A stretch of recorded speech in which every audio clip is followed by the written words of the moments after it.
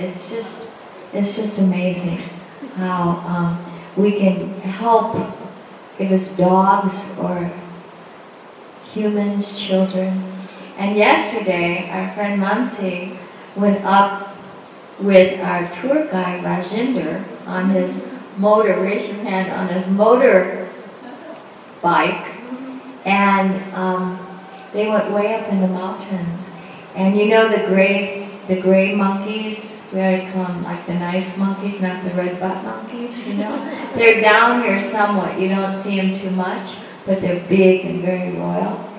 They used to be very, very, very nice. And then some of them got word that there were people down here and they could get food from people, so they found their way down to here, and then they took on the mannerism of the red butt monkeys. And now they're not as nice down here.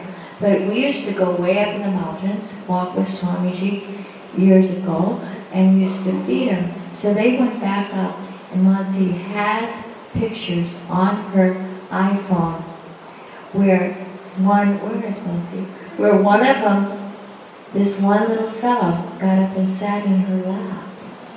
And then he started stroking her face. It was unbelievable. We wouldn't have believed it if we hadn't seen the pictures of it.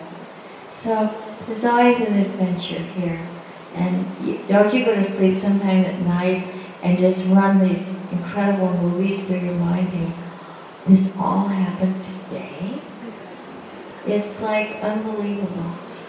It's, that's why we come back 2-3 times a year. I get home sometimes because we have a place here and, you know, the toilet doesn't work. We have to keep putting buckets of water in it, and the shower doesn't work, but we have a bucket, and we do have hot water though. And sometimes you just say, oh, when you think of your home and how easy your life is wherever you live. And sometimes I say, okay, I've had it. Then I get home and maybe 2 months go down and I start hearing the Ganga.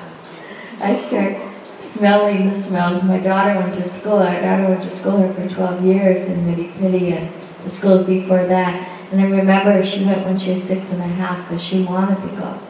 It's kind of an amazing story. We always have family beds because that's part of our philosophy. And she's laying between Grishavan and I when she's 5.5, and she says, "Dear God, please let Poppy make enough money so I can go to India." At 5.5. Well, she went when she was 6.5, and it was our only child, but we knew we couldn't stand in the way of her destiny. And I ask her to this day, she's 30 years old, where did that come from? And she says, I don't know. So every year she went back for 12 years. And we were getting her ready, you know, the packing and all that. And she says, Mama, she says, I'm beginning to smell India. I was teaching down in Mumbai, and there was a student there right before we came up here. She says, I have a friend from Australia that's going to come. She has a rare cancerous blood disease, and no one knows what it is. And they even gave her a date she would die. I mean, why doctors do this blows my mind. Like, you're God, you know? They told her, I think, May 1st or something, and so she came from Australia, but she's married to an Indian, sourcing out alternatives. And so she brought her to class. She didn't look like she was dying at all to me, and I looked in her eyes and said, you do not look like you're dying. And what had happened to her, and she didn't know where it came from. She started chanting Ramadasa Sase Soham.